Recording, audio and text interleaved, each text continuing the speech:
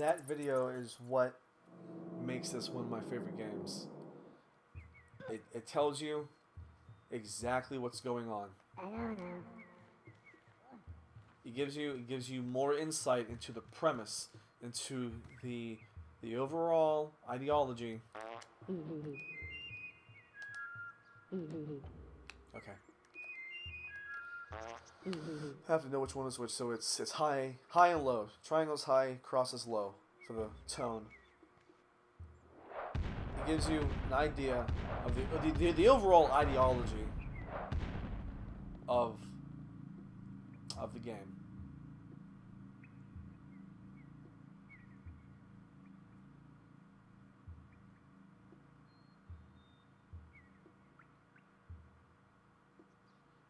That only one shall be so bold. And this is one of the reasons why I consider this game among the realm of digital art, but also an epic poem. It's one of the many, many reasons right there. Yeah, that you see Big Face for the first time. And he gives you his quest. That's the point of the game.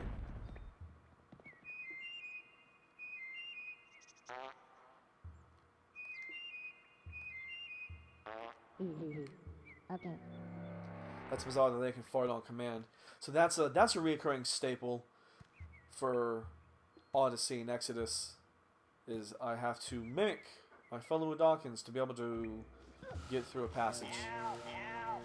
On the back of the game case, it's this screen right here about, and it says the under the square graphic, it has the caption, "Possession is 9/10 of the law." I'll never forget that. That's what you have to do. You literally have to do this to get past this part right here. But back to the ideology of the game. And there you go. In case you haven't done it, you can get through the previous areas without rescuing any of your buddies, without possessing anything. The original name of the project that Lorne Lanning started, that turned into Oddworld, was called Soulstorm.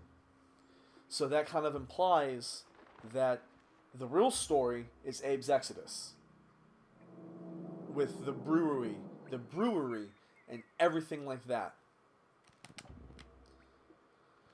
I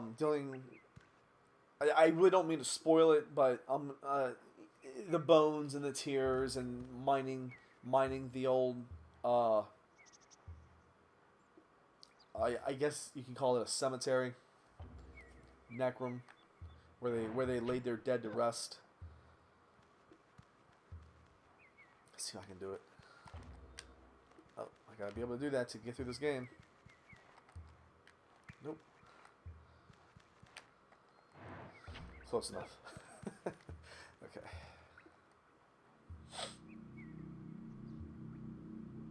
All the transitions in this game are very pretty too. But yeah, the original project was called Soulstorm. Now we can't really tell this for sure. I don't think it's even in that book that I always reference, where I get a lot of my information from. But Soulstorm, like I said, it was the original project idea, and even the graphic for the original like title work and the artwork and all that, it was really pretty.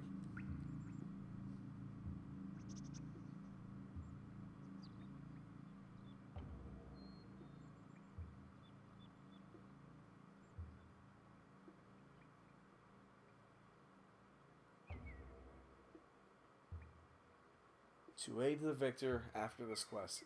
It's also the first time we ever see a reference to Schreichel. And that's very, very important later on in the game.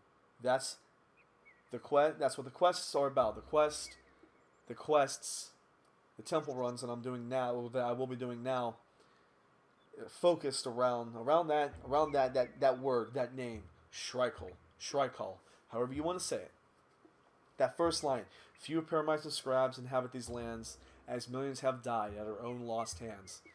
that implies that Mudokons were once a very free roaming and very down to earth race, and they just, due to their good nature and trust, they became enslaved by the Gluckons.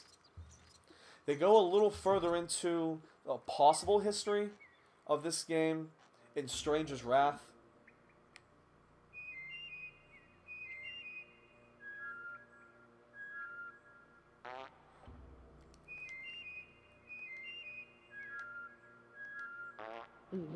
Okay. Cool. Yeah, they help you later on as well. Well, the little buddies that make me mimic them. That's a pun. Switches work well. I like that. Excuse me. Yeah, Stranger's Wrath kind of implies that it was a prequel to the series by the species and the races that you see.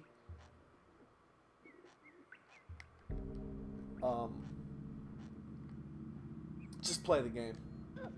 I really don't want to give it away. I'll probably be playing that soon as well.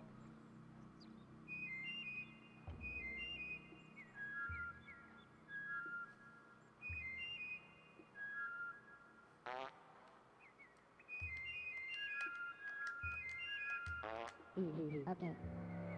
Is it bad that I already know what they're going to, what they're going to whistle at me? Also, you notice that he had a slingshot. The native, we'll call that a native Mudokon. He had a slingshot ready. Had I taken another step to him, he would have killed me. Just FYI. I think I've got all the deaths out of my system for this game for right now.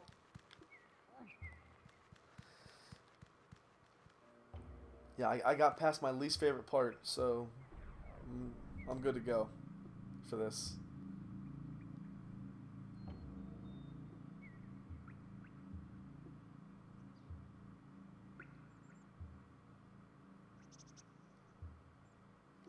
So there you go. Another mention of Shrike-Hole and a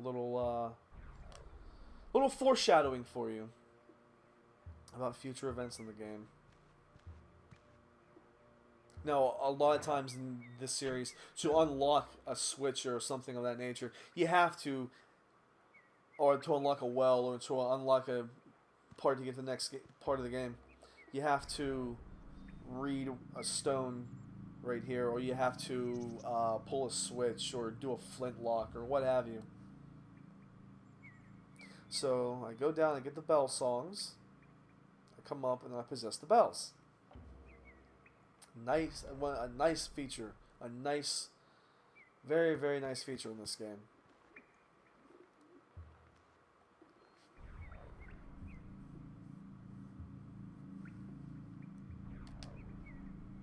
Yeah, when I said before that my first playthrough, I didn't do any of the bird portals.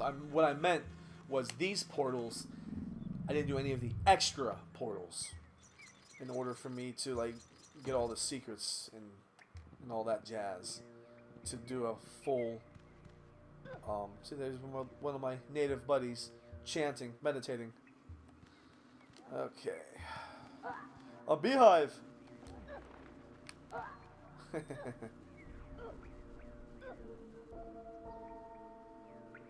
Originally, when I got to this point in this game, I thought I would have to actually memorize that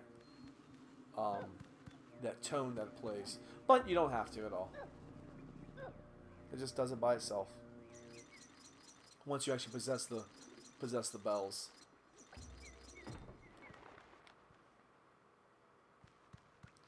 I'm just going to get up here first before I do that.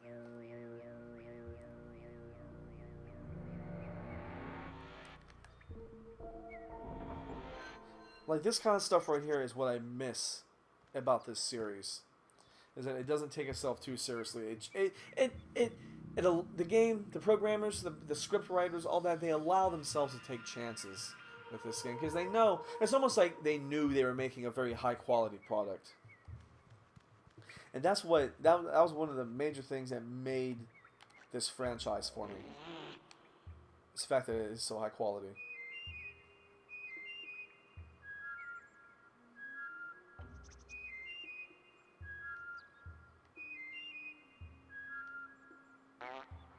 I already knew what he was gonna do.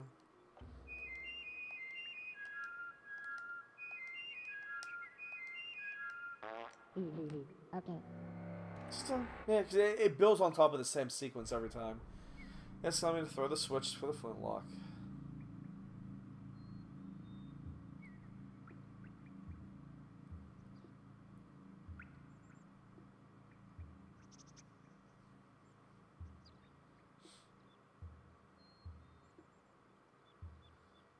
So on top of, well, before I get into the storyline, the Magog cartel. In the second line, our temples have grown dark since the Magog cartel enslaved the Mudokons. Key plot information: the Magog cartel is owned, not owned by, but I'll just say it's owned by Moloch. They never expressly say that in the series. They do imply it in Abe's Exodus towards the end of the game.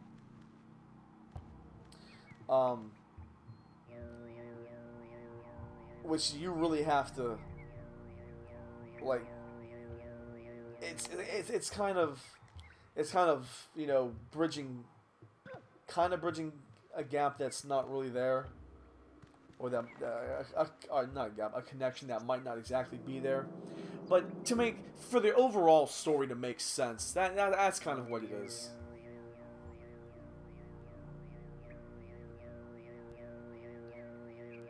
You will return. Okay. Okay, cool.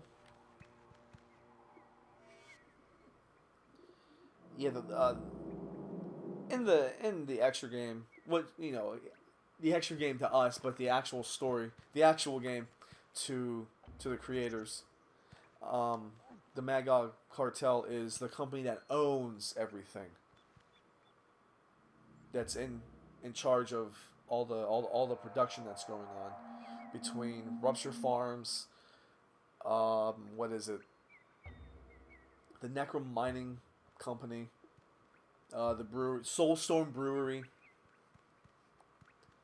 all that. They're in charge of everything. So it also implies that there's an entity in the franchise that we haven't seen yet. Even after 18 years of this game, there's still an entity that we have not seen.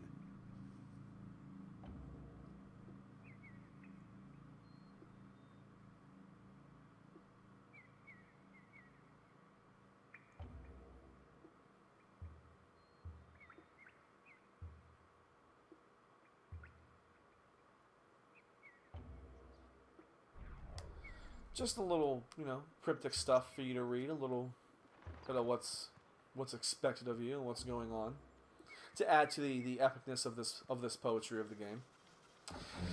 Now, my first playthrough, I went to Scrabania.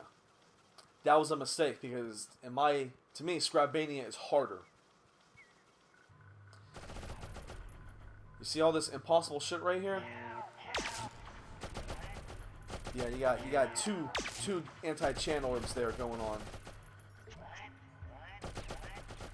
These guys are ready. Remember this screen. That's an important screen right there.